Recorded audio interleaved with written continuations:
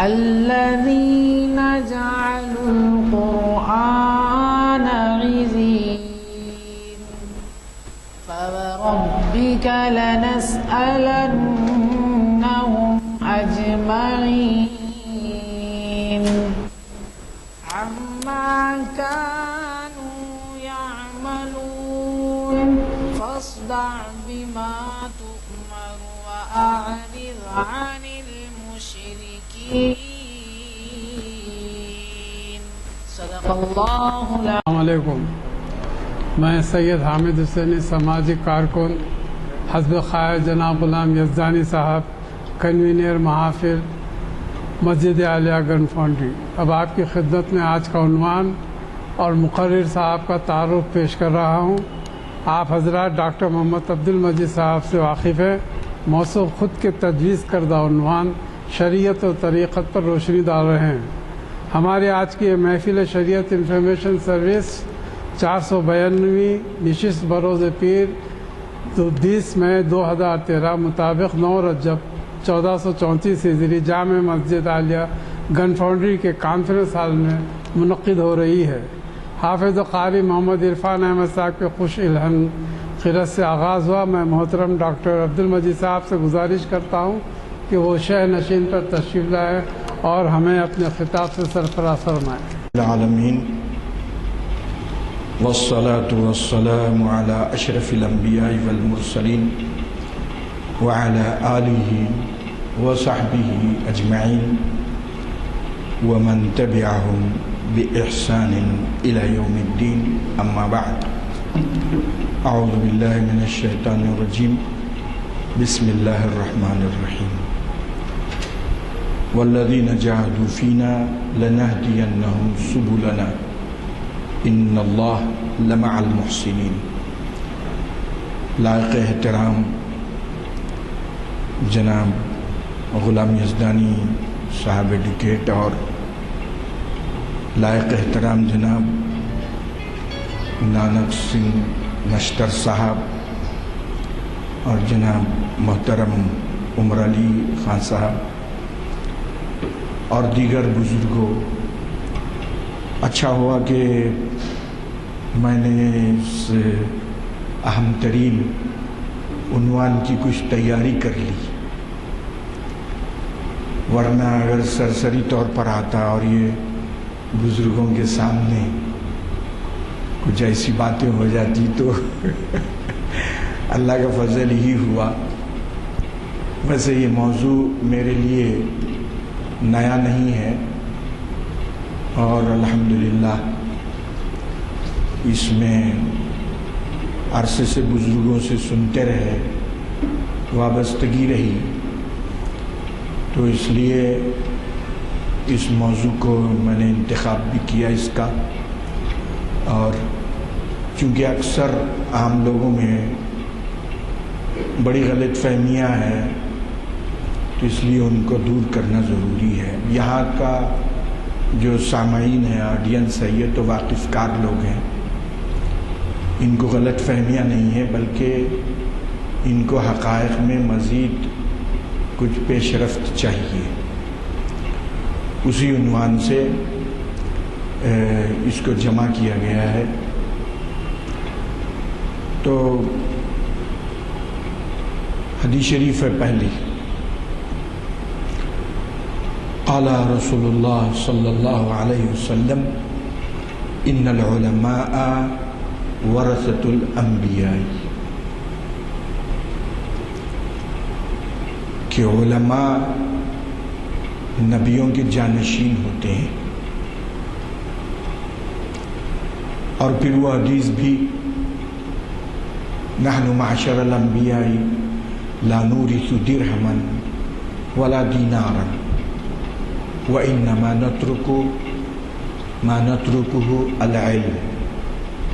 ہم نبیوں کی جماعت ہم درہم اور دینار نہیں چھوڑتے. وراثت جو ہے یہ نہیں ہے کہ در و دیوار باپ کے قبضے میں لے لیے، یہ وراثت نہیں ہے. وراثت یہ ہے کہ باپ کی جیسی در و دیوار اور گھر بار جائیداد باپ کا لیا ہے، باپ کی تہذیب بھی، باپ کا دین بھی، باپ کی امانت داری بھی، اس کی وفاداری، اس کا کیریکٹر، یہ وراثت ہے۔ لیکن بہت عرصے سے ون وے ٹریفک چل رہی، صرف باپ کی جائیداد لے لی ہے اور سجادے کو پتہ بھی نہیں ہے کہ وہ جو علمی وراثت ہے نبیوں کی، اس کو پتہ ہی نہیں۔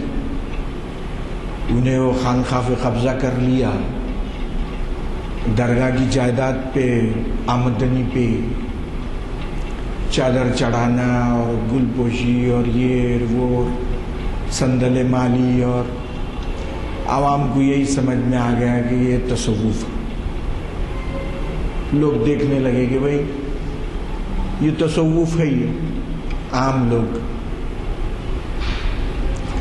تو یہ غلط فہمیاں عوام کو کیا ہے کہ تو وراثت یہ نہیں ہے کہ باپ کی جائیداد تو لے لی، اس کا گھر تو لے لیا، مگر اس کے اخلاق، اس کا کیریکٹر، اس کا دین، اس کا مسلک وہ لینا ضروری ہے۔ اس کی وجہ سے پورے عالم میں بگاڑ اسی وجہ سے کہ ہم اپنی فیملی کا کیریکٹر، فیملی کے اخلاق وہ نہیں لے رہے ہیں۔ آج جتنے ہمارے بزرگ ہیں، دیکھیے ہم ان کی ہماری اپنی اولاد ہماری فکر سے وہ بالکل دور ہے، ان کو معلوم ہی نہیں ہے کیا چیز ہے، یہ المیہ ہے۔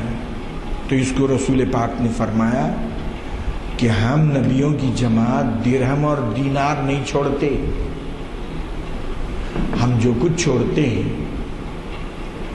اور یہ حدیث حضرت ابو بکر صدیق رضی اللہ تعالیٰ عنہ نے راست حضور پاک سے سنی تھی۔ حضرت فاطمہ اور دیگر صحابہ کو معلوم نہیں تھی، وہ آئے اور بولے باب فدق ہونا ہے، انہوں نے یہ حدیث سنے کہ نبی کی میراث علم ہوتا ہے، نبی جو کچھ چھوڑتے ہیں وہ علم چھوڑتے ہیں۔ حضرت مجدد الفسانی اس حدیث کے بارے میں فرماتے ہیں، جو علم انبیاء علیہ السلام کی وراثت ہے وہ دو قسم کا ہے، علم الاحکام، علم الاسرار۔ انبیاء کا وارث کہلانے کا مستحق وہ عالم ہے جس کو دونوں قسم کے علوم سے حصہ ملا ہو۔ ایک ہی طرف کی بات چل رہی ہے، بہت زیادہ بناوٹی قسم کے صوفیہ نے اس راستے کو نقصان پہنچایا ہے۔ بہت سارے جدید تعلیم یافتہ تو کہہ رہے بھائی وہ مرشدی وہ سب بیکار باتیں ہیں۔ ان کو ایسا معلوم ہوا کہ یہ مرشدی، یہ تصوف، یہ کیا ہے، بولے تو مریدین بنا لینا، ان کے نذرانوں پہ جی لینا۔ اس لیے وہ لوگ بولے ارے یہ تو الگ ہی ہے۔ اب دیکھیے حضرت خواجہ اجمیری کے ہم لوگ ابھی ان کے حالات جو ہے سن رہے ہیں، ان کی وفات کا دن ہے۔ تو خواجہ اجمیری نے جو اصول اپنایا تھا علوم شریعہ اور علوم طریقت کے علاوہ، انہوں نے جو لوگوں کو اللہ سے ملانے کے لیے جو اصول اپنائے تھے، انہوں نے خود بیان کیا اپنے ملفوظات میں، انیس الارواح۔ انہوں نے بیان کیا کہ کوئی کسی کو معرفت الہی حاصل ہو ہی نہیں سکتی تا وقت کی تین چیزیں اس کے پاس نہ ہو۔ نمبر 1، سمندر کی سخاوت، دیتے رہنا. اب یہ سجادے آج کے جتنے پی رہے ہیں تو لیتے ہی جا رہے ہیں، اس لیے پبلک بھاگ رہی ہے. حضرت خواجہ اجمیری فرماتے ہیں سمندر کی سخاوت چاہیے، دیتے ہی رہنا ہے. اب جتنے بزرگان سلف ہے، حضرت پیران پیر کو ہی دیکھ لیجئے، فرماتے کہ میرے ہاتھ میں گویا ایک ہتھیلی میں سوراخ ہے کہ جس میں پیسہ ٹکتا ہی نہیں. سب دینے والے، لینے والے نہیں تھے وہ. اب یہ جب سے لینے کا شروع ہو گیا تصوف بدنام ہو گیا. اب بہت ساروں نے تو لینے کا اس کو باضابطہ ایک ذریعہ ہی بنا لیا. ایک دوست میرے ایک صاحب کے مرید ہیں، وہ پیر کو بھی آپ جانتے ہیں، اگر نام کہہ دوں تو، مگر تو میرے دوست ہے، انہوں نے کہا کہ ہمارے پیر کے پاس بولے ایک رجسٹر ہے، وہ ماہانہ چندہ تو بولے میرے سے ایک مہینے میں تاخیر ہو گئی. کہنے لگے آپ کا یہ مہینے میں کھانہ خالی ہے، اور اچھے خاصے پی رہے ہو. تو اب یہ جو ہے ہمارے جو دوست ہیں، یہ ماڈرن تعلیم پائے ہوئے بھی ہیں، ان کو یہ جملے نے برگشتہ کر دیا. ان سے بولے یہ چیز ہے کیا یہ؟ تو حضرت خواجہ اجمیری فرماتے ہیں کہ سمندر کی سخاوت ہونا، الید العلیٰ خیر من الید السفلیٰ. حضور نے فرمایا کہ اوپر کا ہاتھ بہتر ہوتا ہے نچلے ہاتھ سے. دیتے ہی رہنا ہے. اور دوسری بات فرماتے ہیں کہ جیسے سورج کی کرنیں بغیر کسی تفریق کے، یہ نہیں دیکھتا سورج کہ یہ مسلمان کا گھر ہے، یہ ہندو کا گھر ہے، یہ امیر کا گھر ہے، یہ فقیر کا گھر ہے، سب پر اپنی پرچھائیاں اور کرنیں تقسیم کرتا ہے. تو فرماتے ہیں کہ سورج کی کرنوں کی جیسی سورج کی شفقت ہونا، سب پر شفقت ہونا، گناہگار پہ بھی شفقت، نیک پر بھی شفقت، بد پہ بھی شفقت، امیر پہ بھی شفقت، غریب پہ بھی شفقت، مسلم پہ بھی غیر مسلم. شفقت کے بغیر کوئی معرفت الہی حاصل نہیں کر سکتا. تیسرا، اب شفقت کہاں ہے؟ جو پیر زیادہ دینے والا ہے، جو مرید زیادہ دینے والا، دولت مند، وہ قریب، اس پر شفقتیں ہیں. اور فرماتے ہیں، معاف کریں، لے لیں، شکریہ.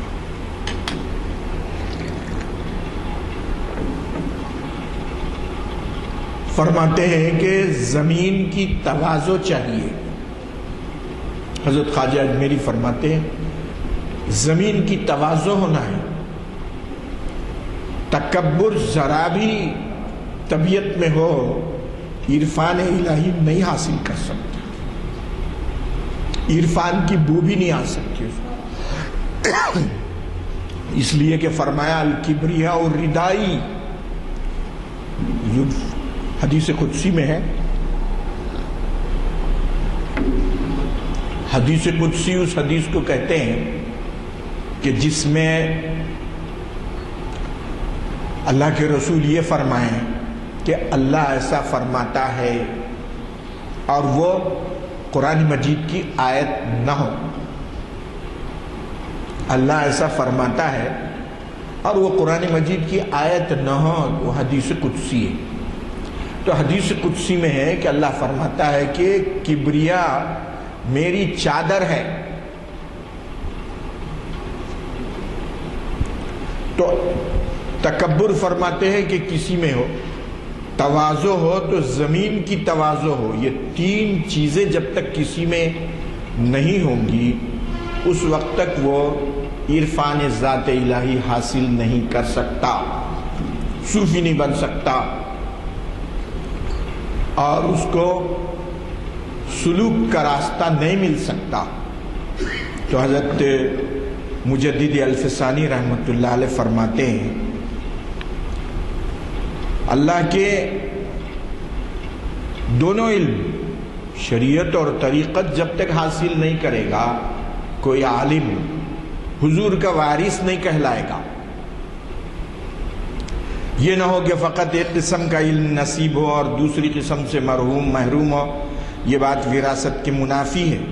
وارث کا مورث کے تمام ترکے میں حصہ ہوتا ہے، یہ نہیں کہ کچھ میں حصہ ہو اور کچھ میں نہ ہو.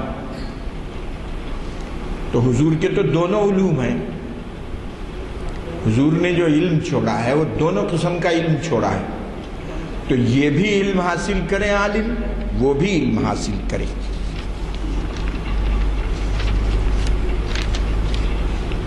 مثال سے ہم اس کو یوں سمجھ سکتے ہیں کہ کسی نے 1,00,000 روپے جائیداد نقد اور کچھ جائیداد ترکے میں چھوڑ دی.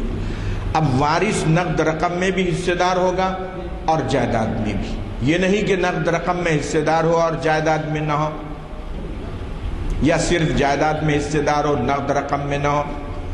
دونوں میں اس کا حصہ ہونا ضروری ہے. تو وہی عالم وارث انبیاء ہے کہ جس کے پاس دونوں علوم ہوں.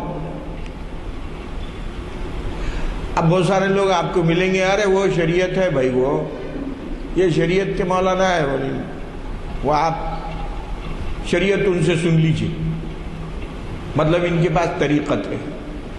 اور یہاں تو فرما رہے ہیں کہ وہ دونوں جب تک حاصل نہیں ہوں گے کوئی صوفی نہیں کہلا سکتا، عارف نہیں ہو سکتا، وارث نہیں ہو سکتا. یہ حقیقت تو بالکل واضح ہے کہ علم احکام سے مراد شریعت ہے. اللہ تعالیٰ کا ارشاد ہے وَأَنزَلَ اللَّهُ عَلَيْكَ الْكِتَابَ وَالْحِكْمَةَ وَعَلَّمَكَ مَا لَمْ تَكُنْ تَعْلَمْ وَكَانَ فَضْلُ اللَّهِ عَلَيْكَ عَظِيمًا. اور آپ پر اللہ نے کتاب نازل کی اور حکمت نازل کی اور آپ کو وہ ساری چیزیں سکھا دی جو آپ نہیں جانتے تھے، اور آپ پر اللہ کا فضل عظیم ہے. تو فرما رہے ہیں، یہ مشکات شریف کی حدیث ہے، میں نے رسول اللہ حضرت ابو ہریرہ رضی اللہ تعالیٰ عنہ فرماتے ہیں کہ حفظت من رسول اللہ وعاء عینی. حضرت ابو ہریرہ فرما رہے ہیں کہ میں نے اللہ کے رسول سے 2 برتن علم کے لیے، فَأَمَّا أَحَدُهُمَا فَبَسَطْتُهُ، ایک اس کو تو پھیلا دیا میں نے، وَأَمَّا الْآخَرُ فَلَوْ بَسَطْتُهُ قُطِعَ هَذَا الْبُلْعُمُ مِنِّي. اور اگر دوسرا میں کھلے عام پھیلا دوں تو میرا یہ حلق کاٹ دیا جائے گا. مشکات شریف، مشکات کی حدیث ہے. مشکات کی کتاب، حدیث کی کتاب انتہائی مشہور و معروف ہے. اس کے روایات بخاری مسلم سے لیے ہوئے ہیں. تو حدیث کی ایک معتبر کتاب ہے یہ، اور بلا نزاع اہل حدیث، علم حدیث کے جاننے والوں کے نزدیک وہ معتبر ہے.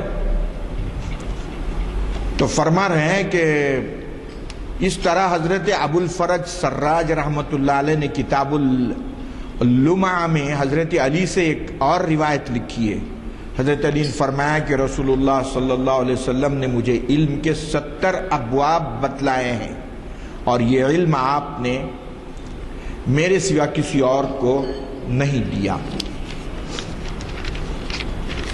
اسی طرح ایک اور روایت امام ترمذی نے شان الصلاۃ کے ضمن میں اور ابن اسیر نے اسد الغابہ میں بیان کیے، جس کو حضرت داتا گنج بخش رحمۃ اللہ نے بھی کشف المحجوب میں بیان فرمایا. حضرت حارثہ ایک مرتبہ رسول پاک کی خدمت میں حاضر ہوئے تو حضور نے فرمایا، حارثہ تم نے صبح کس حال میں کی ہے؟ عرض کیا میں نے صبح اس حالت میں کی کہ میں برحق مومن تھا. اس پر حضور نے فرمایا، حارثہ خوب سوچ لو تم کیا کہہ رہے ہو. ہر شے کی ایک حقیقت ہوتی ہے، تمہارے ایمان کی حقیقت کیا ہے؟ حارثہ نے عرض کیا، یا رسول اللہ میں نے اپنے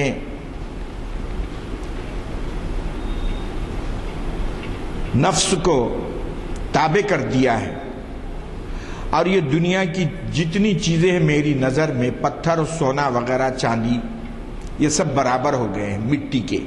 چنانچہ میں شب بیدار رہنے لگا اور دن کو روزے رکھنے لگا، پھر میری یہ کیفیت ہو گئی کہ میں اللہ تعالیٰ کے عرش کو بالکل واضح دیکھ رہا ہوں، اور گویا میں اہل جنت کو آپس میں ملتے اور اہل دوزخ کو چلاتے دیکھ رہا ہوں۔ اس پر حضور نے فرمایا تمہیں معرفت حاصل ہو گئی اور اب اس پر جم جاؤ، اور یہ بات آپ نے 3 مرتبہ دہرائی۔ ان مذکورہ روایت سے ثابت ہوتا ہے کہ علم قال اور علم حال کی 2 نہریں منبع علوم نبوت سے ہی جاری ہوئی ہے۔ حضرت شاہ ولی اللہ محدث دہلوی نے حجت اللہ البالغہ، شاہ ولی اللہ کی کتاب ہے، بڑی مشہور ہے، فلسفہ عبادات، انہوں نے اس میں لکھا ہے، عرب بھی پیچھے ہو گئے، عربی میں بھی ایسی کتاب حجت اللہ البالغہ کی طرح اب تک نہیں لکھی گئی۔ عربوں نے اعتراف کیا اس کا کہ حجت اللہ البالغہ کا جواب نہیں، وہ حضرت شاہ ولی اللہ کی کتاب ہے۔ اور شاہ ولی اللہ تمام مسالک کے لوگوں کے پاس ایک مسلمہ شخصیت ہے۔ فرماتے حارثہ کی اس حدیث سے استدلال بھی انہوں نے کیا ہے۔ حضرت جبریل، جس کو حدیث جبریل جس کو ام السنہ کہا جاتا ہے یا حدیث احسان بھی کہا جاتا ہے، رسول اکرم صلی اللہ علیہ وسلم نے جس میں فرمایا مل اسلام، مل ایمان، مل احسان کے جوابات ارشاد فرمائے ہیں، ان میں آپ نے مل اسلام کے جواب میں ارکان اسلام بیان فرمائے اور مل ایمان کے جواب میں عقائد اور ایمانیات کا تذکرہ فرمایا ہے، اور مل احسان کے جواب میں فرمایا ان تعبد اللہ کانک تراہ فإن لم تکن تراہ فإنہ یراک، مشاہدہ حق اور مراقبہ حضوری کو آپ نے اس میں بیان فرمایا ہے۔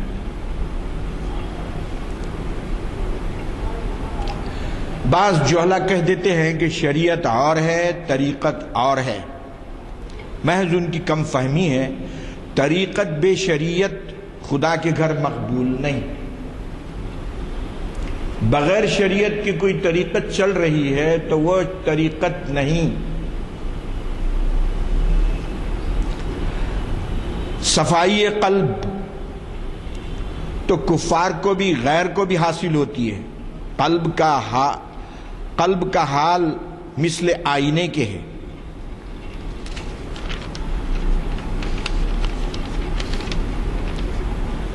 شریعت و طریقت کے تعلق سے شیخ ابو طالب مکی رحمۃ اللہ علیہ فرماتے ہیں، تصوف کے بڑے ماہر ہیں، فرماتے ہیں ہما علمانی اصلیانی، وہ 2 اصل علوم ہیں، لا یستغنی احدہما عن الاخری، ایک دوسرے سے جدا نہیں ہو سکتے، بمنزلۃ الاسلام والایمانی، جیسے اسلام اور ایمان ہے، اسلام الگ ایمان الگ نہیں ہو سکتا، مرتبط کل منہما بالآخری، ایک دوسرے سے جڑے ہوئے ہیں، کالجسم والقلب، جیسے جسم اور قلب ہوتا ہے کہ ایک دوسرے سے جڑے ہوئے ہیں، لا ينفك احدهما من صاحبه، ایک دوسرے سے کوئی دوسرا جدا نہیں ہو سکتے۔ یہ دونوں علوم شریعت و طریقت بنیادی علوم ہیں جو ایک دوسرے سے بے نیاز نہیں ہو سکتے، اسلام اور ایمان کی طرح ایک دوسرے سے مربوط ہیں۔ شیخ الاسلام زکریا انصاری فرماتے ہیں الشریعۃ ظاہر الحقیقت والحقیقت باطن الشریعت ہما متلازمتان لا یتم احدہما الا بالآخر، شریعت حقیقت کا ظاہر ہے اور حقیقت شریعت کا باطن ہے، دونوں ایک دوسرے کے لیے لازم و ملزوم ہیں، ان میں سے کوئی بھی دوسرے کے بغیر مکمل نہیں ہوتا۔ امام مالک فقہی انداز میں ارشاد فرماتے ہیں کہ من تفقہ ولم یتصوف فقد تفسق، جس نے فقہ تو حاصل کی لیکن تصوف کو نہیں سمجھا، گناہ کا کام کیا۔ ومن تصوف ولم یتفقہ، کسی نے تصوف تو سیکھا لیکن فقہ کا اس کو علم نہیں ہے، تزندقہ، وہ زندیق ہو گیا، خدا کے بارے میں اس کا عقیدہ صحیح نہیں ہوگا۔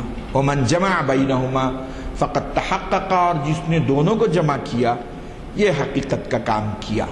علامہ شامی رحمۃ اللہ علیہ فرماتے ہیں، یہ ملک شام دمشق کے ایک بہت بڑے بزرگ ہے اور ان کے فتاویٰ ہمارے نزدیک بہت چلتے ہیں۔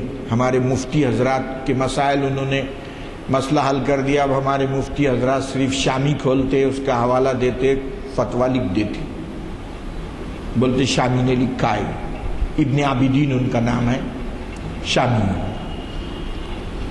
تو وہ کہتے ہیں الطریقۃ والشریعۃ متلازمتان، شریعت اور طریقت دونوں لازم ملزوم ہیں۔ اما ابو القاسم قشیری فرماتے ہیں، ابو القاسم صاحب رسالہ قشیریہ، تصوف میں قشیریہ رسالہ بہت اہم ترین ہے۔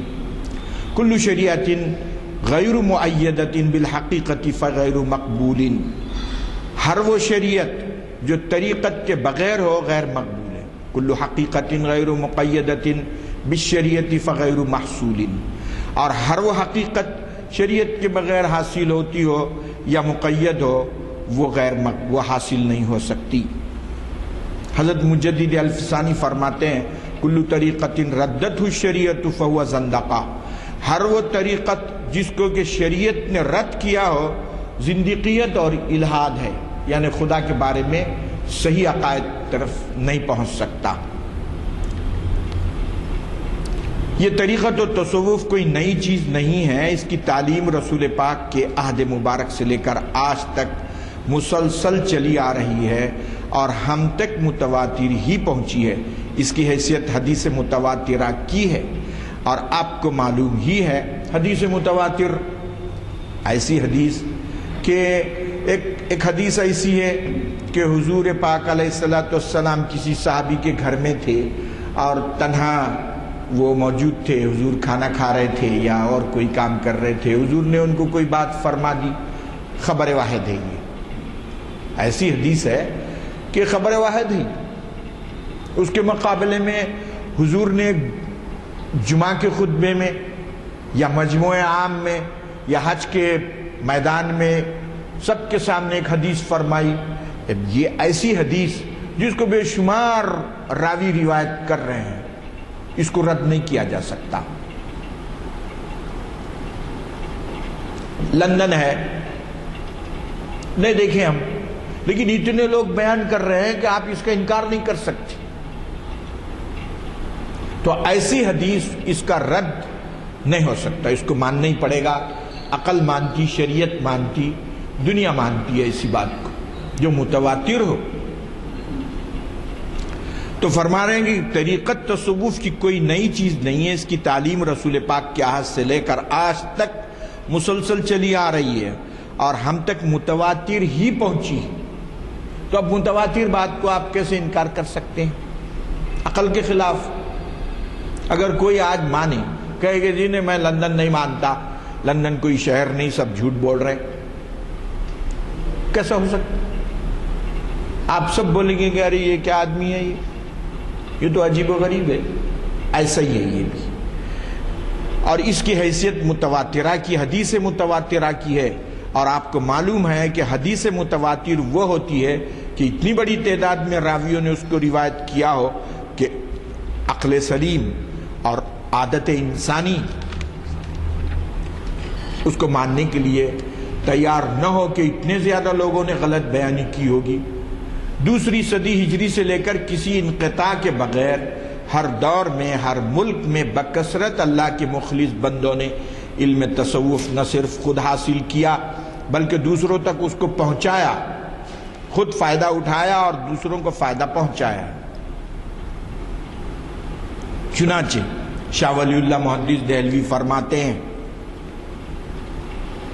صحبتنا و تعلمنا آداب الطریقت والسلوک متصلۃ الی رسول اللہ صلی اللہ علیہ وسلم بالسند الصحیح المستفیض المتصل۔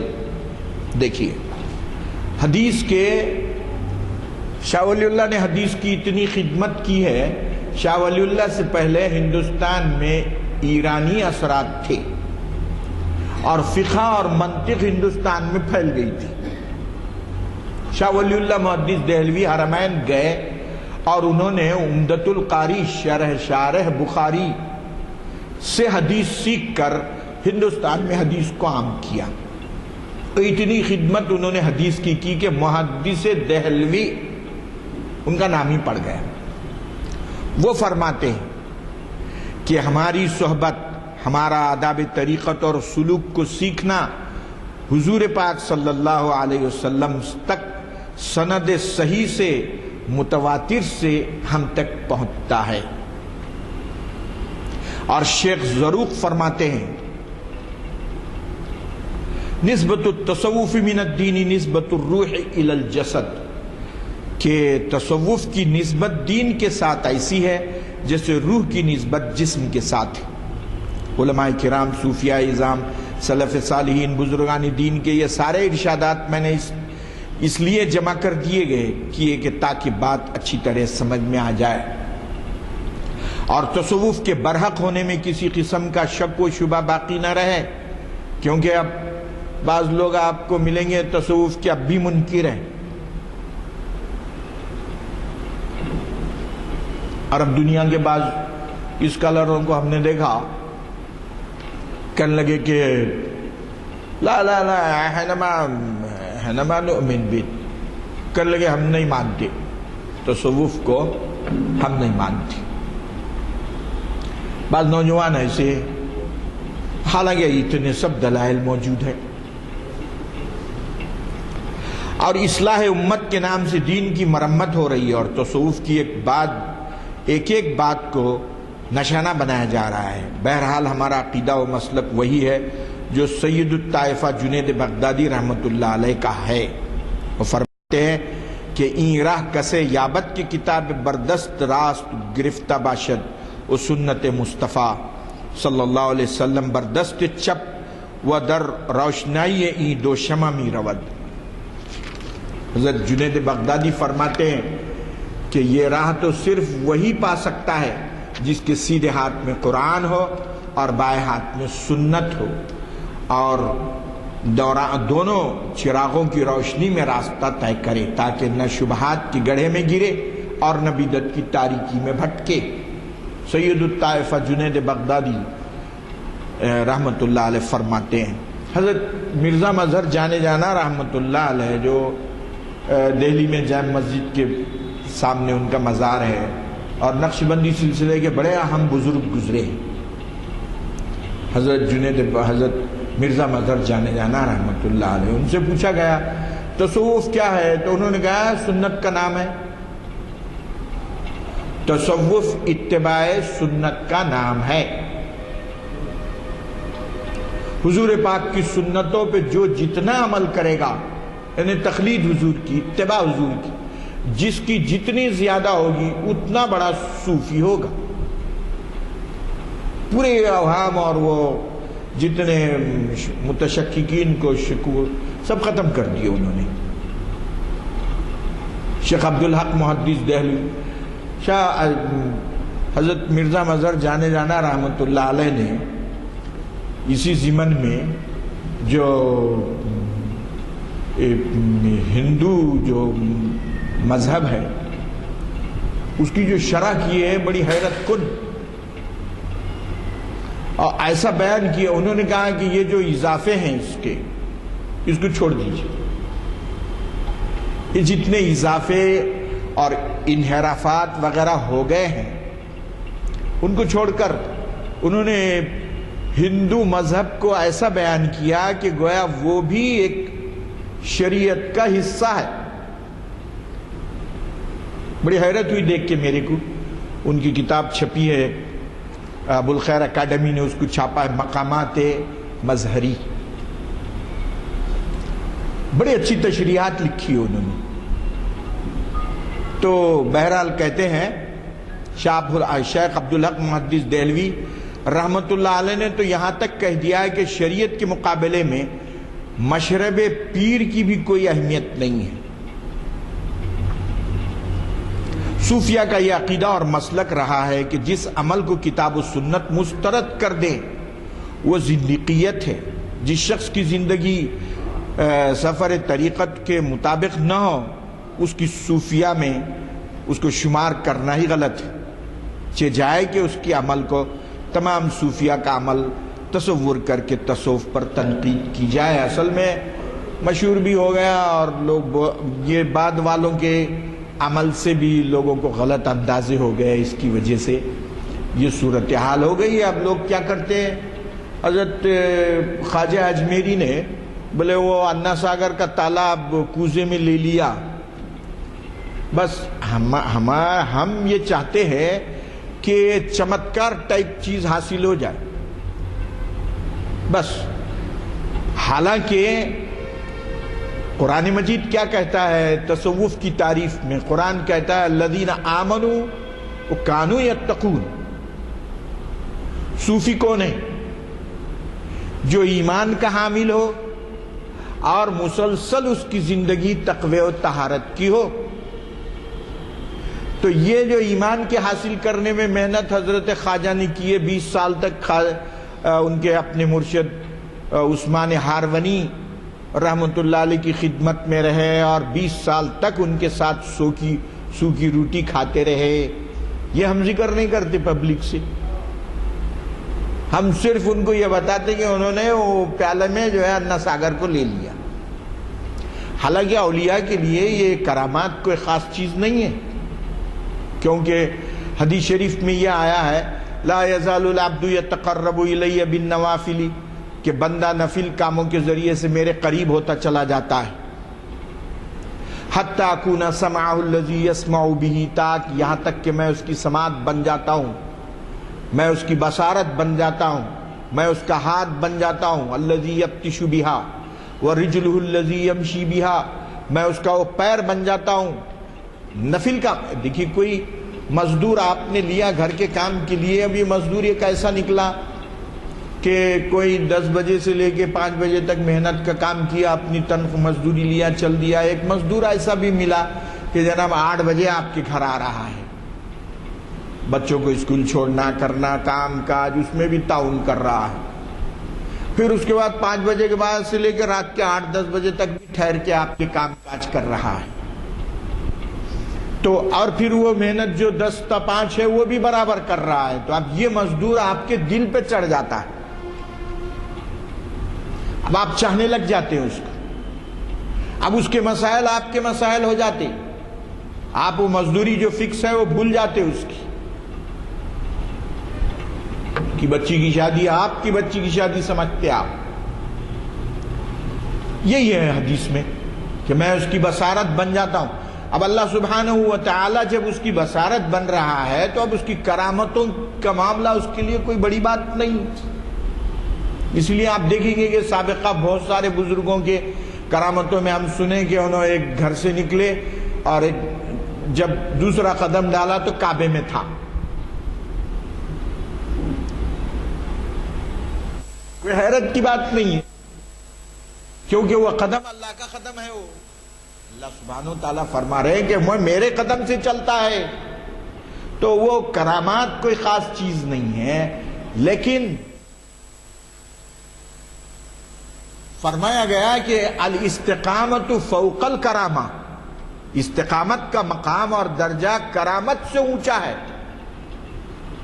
استقامت یہ ہے کہ کتاب و سنت کا تابع رہے، وہ کرامت سے اونچی چیز ہے. اس لیے کہ کرامت پبلک کو کام کی چیز نہیں ہے، استقامت ان کے نمونے کے لیے بہتر ہے. تو یہ ہونا ہے پبلک کے لیے. الطاف حسین حالی کی ہم اسی لیے داد دیں گے.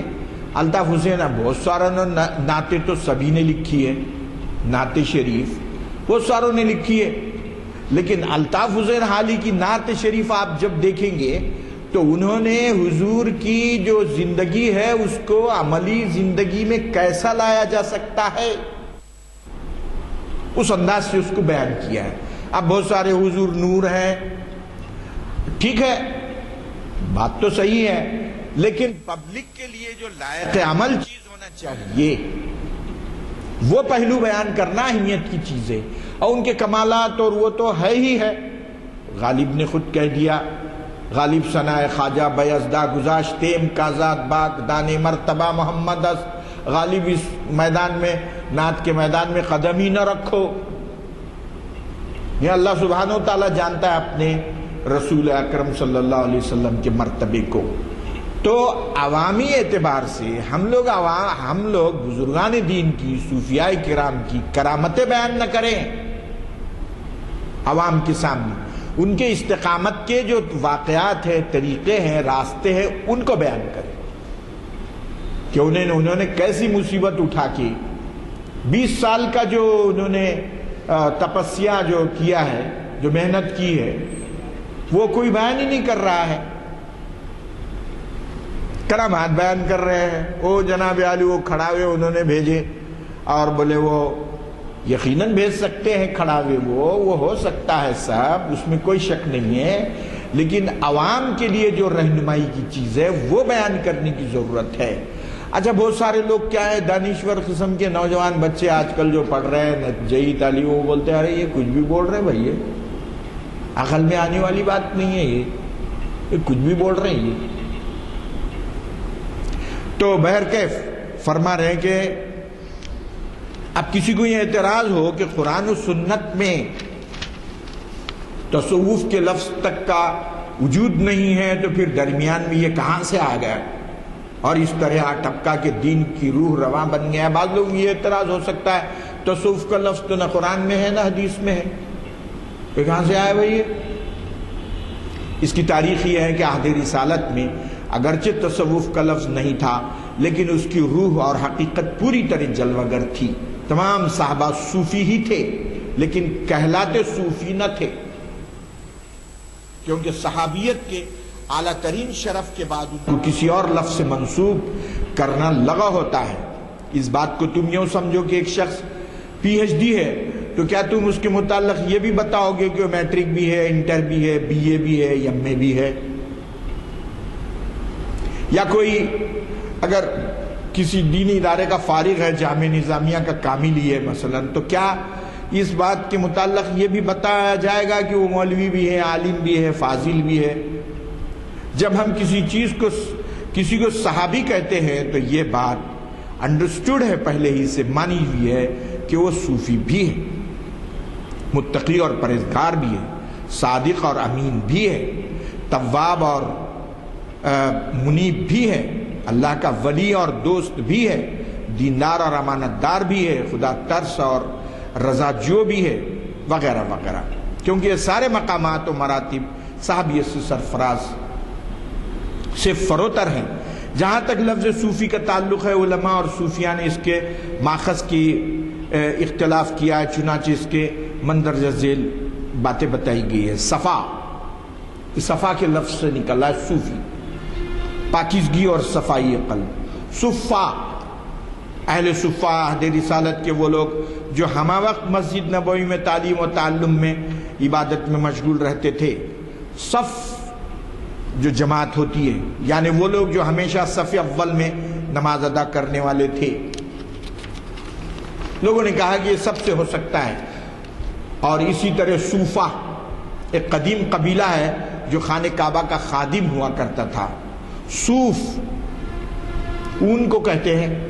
قدیم زمانے میں وہ بالوں کے کپڑے وغیرہ پہننا، اب تو خیر وہ مہنگی چیز ہو گئی ہے، لیکن قدیم زمانے میں وہ معمولی چیز سمجھی جاتی تھی. اس کے علاوہ اور بھی ماخذ بتائے گئے ہیں لیکن اور انتہائی دور از کار ہیں. مذکورہ ماخذ کا تجزیہ کر کے دیکھ لیجئے تو صاف نظر آتا ہے کہ ان میں صرف صوف کے علاوہ کوئی لفظ بھی صوفی کا ماخذ بننے کے قابل نہیں. مثلا صفا سے صفوی ہوگا، صوفی نہیں ہوگا، وغیرہ وغیرہ. بیشتر انبیاء کرام کے بارے میں یہ کہا جاتا ہے کہ وہ اونی کپڑے پہنتے تھے، گویا یہ انبیاء کرام کا عام پیرہن تھا. عہد رسالت سے پہلے ہمیں ایک شخص کا تذکرہ ملتا ہے کہ وہ مکے سے باہر کا رہنے والا تھا. اس کا لباس ادنا ہوتا تھا اور وہ مکہ آتا تھا اور خانہ کعبہ کا طواف کر کے چلا جاتا تھا. لوگ اس کو اس کے لباس کی وجہ سے صوفی کہتے تھے. ہو سکتا ہے یہ بندہ خدا انبیاء کرام کی سنت سمجھ کر یہ لباس پہنتا ہو. اس سے زیادہ اس شخص کے بارے میں ہمیں کچھ معلوم نہیں. بہرحال عہد رسالت سے پہلے صرف یہی ایک شخص تھا جس کو صوفی کہا جاتا تھا. عہد رسالت کے بعد دوسری صدی ہجری میں شیخ ابو ہاشم کوفی نے اونی لباس اختیار کیا. چنانچہ تاریخ اسلام کے وہ بزرگ جن کے لیے سب سے پہلے لفظ صوفی استعمال ہوا ہے، ان کے بعد یہ لباس طبقہ زہاد اور تارک الدنیا حضرات میں عام ہو گیا، اور انہوں نے یہ لباس فقر و توکل اور عجز و انکسار کے لیے اختیار کیا تھا، اور صوفی کہلاتے تھے. ان کا علم تصوف کہلایا. قرآن کریم میں اللہ کا ارشاد ہے ذرو ظاہر الاثم و باطنہ، گناہ کے باطن اور ظاہر دونوں کو چھوڑ دو.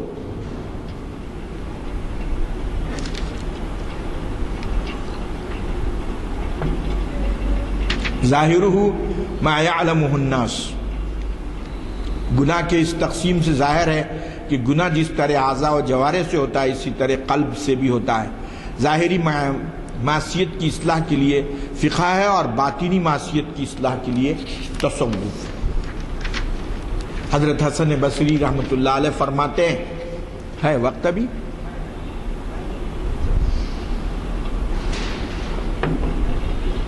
حضرت حسن بصری رحمۃ اللہ علیہ فرماتے ہیں ہم نے تصوف کا علم قیل و قال کے ذریعے حاصل نہیں کیا، بلکہ دنیا اور اس کی لذتوں کو ترک کرنے سے حاصل کیا ہے. ترک لذت زہد ہے. زہد اسلام میں یہ ہے کہ انسان دنیا میں رہ کر سارے معاشرتی تعلقات برقرار رکھتے ہوئے نفس کی شہوات اور لذت کو ترک کر دے.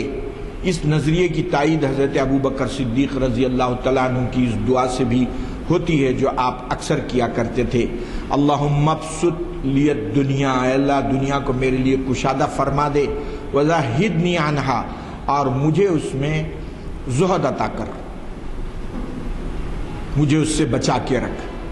صلی اللہ تعالی علی خیر خلقہ محمد وعلی آلہ واصحابہ اجمعین. جو اس سلسلے میں ایک سند اور صحت روایتوں کے اعتبار سے اس کو ہم نے ثابت کرنے کی کوشش کی ہے. کوئی سوالات کرنا چاہیں تو سوال.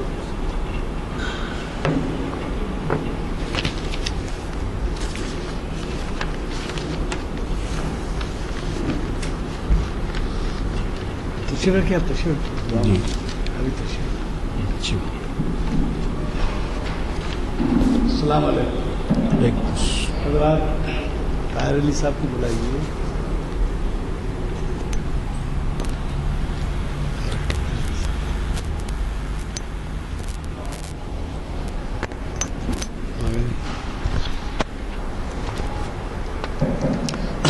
السلام علیکم. حضرات، پروفیسر عبد المجید صاحب آج ایک عرصے بعد ہمارے درمیان ہیں، اور جیسے کہ آپ نے ان کے خطاب سے استفادہ کیا، شریعت اور طریقت کے بارے میں ہمیں بہت سی معلومات کی ضرورت تھی، اور انہوں نے مسئلوں کی گہرائیوں میں لے جا کر ہم پر واضح کیا کہ شریعت اور طریقت کے بنیادی مسائل کیا ہیں.